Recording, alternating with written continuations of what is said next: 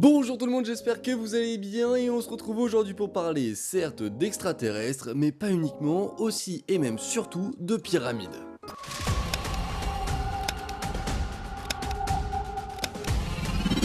Pour certains, les pyramides auraient été construites par des aliens et leur serviraient même de balises.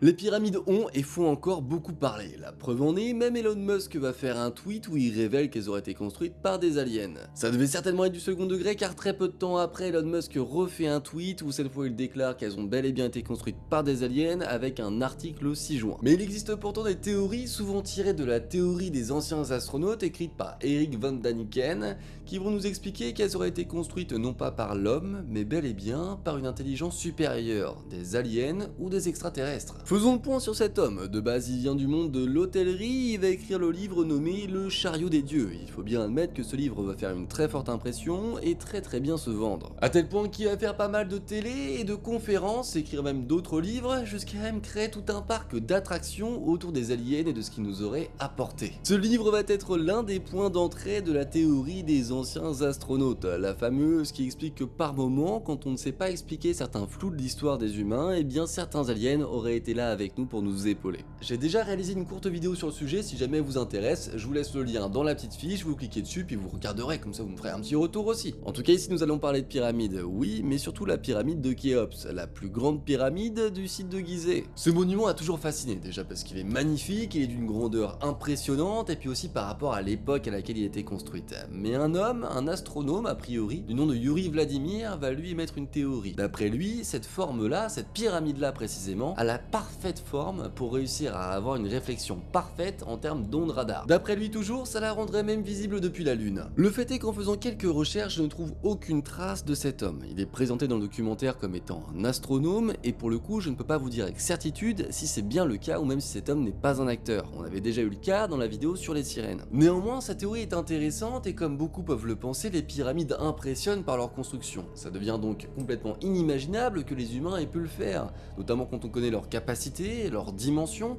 que l'on sait qu'elles ont été construites pour résister à plusieurs séismes depuis autant d'années. C'est absolument incroyable. Surtout que nous parlons ici de venir déplacer, positionner et tailler différents blocs de différents matériaux. Mais comment de simples hommes ont pu réussir cet exploit sans grue ni même sans avoir la roue? Remontons dans le temps il y a près de 4500 ans. À cette époque-là, théoriquement, la roue n'a pas encore été inventée. Et pourtant, des milliers d'hommes tous les jours déplacent jusqu'à 340 blocs. Et cela pour réussir à finir le chantier de la plus grande pyramide en seulement 25 ans. Mais alors comment on fait tous ces hommes pour acheminer tous ces blocs qui pèsent aussi lourd jusqu'aussi haut et surtout jusqu'aussi loin, parce qu'il faut les transporter quand même? Et bien d'après les outils que nous avons retrouvés, on sait aujourd'hui qu'ils traînaient sur des traîneaux en bois les gros blocs qu'ils pouvaient ensuite venir positionner, etc.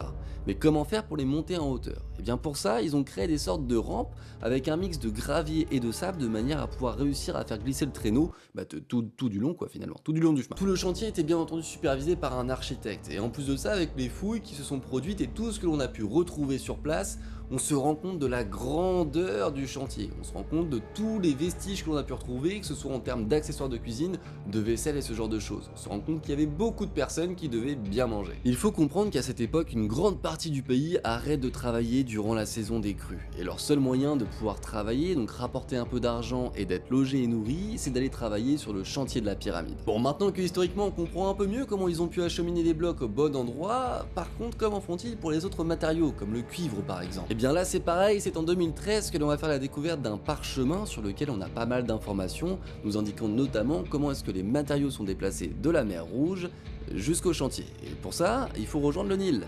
Ouais, mais entre la mer Rouge et le Nil, il y a le désert. Et bien grâce à des bateaux, mais pas n'importe quel bateau, des bateaux qui étaient assemblés avec des cordages. Ils pouvaient se démonter et se remonter très facilement. Et d'ailleurs, c'est ce qu'ils faisaient. Ils traversaient tout le désert avec leur bateau sous le bras, leur cargaison qui déplaçait, ça je ne sais comment. Puis de l'autre côté, une fois arrivés au Nil, hop, ils remontent le bateau, ils remettent tout dessus et puis ils vont jusqu'au chantier. L'organisation devait être réellement faramineuse, sans mauvais jeu de mots. Néanmoins, c'est tout à fait organisable par des hommes. Il n'y a aucun problème. On n'a absolument pas besoin d'intervention des alliés aliens ou des extraterrestres à ce moment-là. Non, là où ça coince réellement, ce serait sur d'autres problématiques. On parle régulièrement du positionnement dans l'espace de cette fameuse pyramide, que ce soit par rapport aux étoiles ou aux points cardinaux, elle a une précision chirurgicale placée dans l'espace, vraiment elle est très bien placée. Mais alors comment ont-ils fait une époque où il n'y avait pas d'outils pour ça? Et encore moins une boussole? Est-ce qu'une forme de vie plus intelligente, voire des aliens ou des extraterrestres seraient réellement venus les aider? Suite à une expérience, on découvre que finalement c'est envisageable. Juste avec un bâton que l'on va venir planter dans le sol, un bâton droit, si jamais on le plante durant l'équinoxe de printemps et que l'on va venir suivre la pointe de son ombre et que l'on va venir tracer, je sais pas, ne serait-ce qu'un petit point ou alors qu'on y mette un petit caillou, et bien à la finalité, on va pouvoir tracer une ligne avec une précision mais chirurgicale. Ce qui est intéressant avec cette ligne, c'est qu'elle nous indique précisément l'est et l'ouest. Mais alors pourquoi chercher une orientation aussi précise avec le soleil? Elle symboliserait l'alignement du pharaon avec Ra, le dieu du soleil. Et le fait est que le pharaon, dans sa vie dans l'au-delà, en fait accompagnerait le soleil.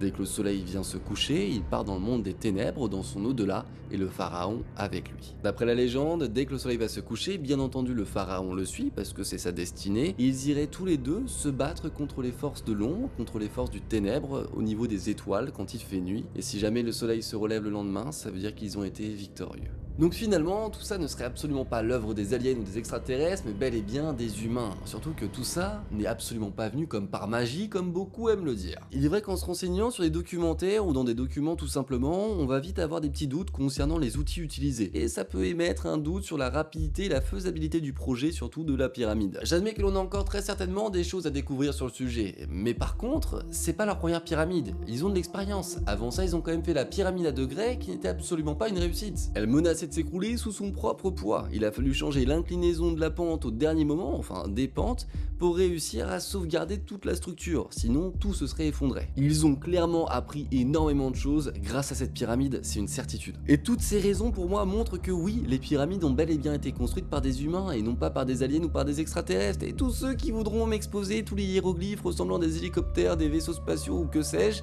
désolé mais non. Les études ont montré qu'avec le fil des années, il y avait deux noms qui s'étaient superposés sur la même plaque, et le plâtre qui venait faire des jonctions, lui, est tombé au fil des âges, créant donc cette illusion quand on voit ces fameux dessins. Du coup, les deux écritures se mélangent et ça crée cet effet de pareidolie, mais c'est absolument pas une preuve alien. Néanmoins, il nous reste énormément de choses encore à découvrir sur le sujet, bien entendu, c'était il y a tellement longtemps que les recherches prennent du temps également. Mais j'ai le sentiment au fond de moi que l'on sous-estime énormément leur connaissance à ce moment-là de l'histoire. À mon sens, il est clairement pas inenvisageable que d'imaginer qu'ils avaient déjà des technologies dont on ne sous-estimait même pas l'existence à l'époque, et puis simplement le savoir, les technologies, tout ça s'est évaporé au fil des évolutions et des générations, au fil de l'histoire finalement. Ce que l'on peut affirmer par contre, c'est que ce ne sont absolument pas des balises extraterrestres. Et croyez-moi, je serais le premier à apprécier dire l'inverse. Ce qui est sûr, c'est qu'il reste encore plein de mystères. Oui, bien entendu, mais pour moi, honnêtement, cette histoire-là n'a pas vocation à être en lien avec les extraterrestres. Très sincèrement, pas du tout. Si vous voulez croire à l'existence des aliens, aucun problème. Il y a des dizaines de vidéos sur la chaîne qui vont expliquer des histoires qui, à mon sens, sont bien plus vraisemblables et créditent encore plus la cause qu'autre chose. Alors que là, j'ai plutôt l'impression qu'on dessert la cause au niveau des croyances aliens et extraterrestres avec une idée aussi fantasque qui ne tient pratiquement pas debout.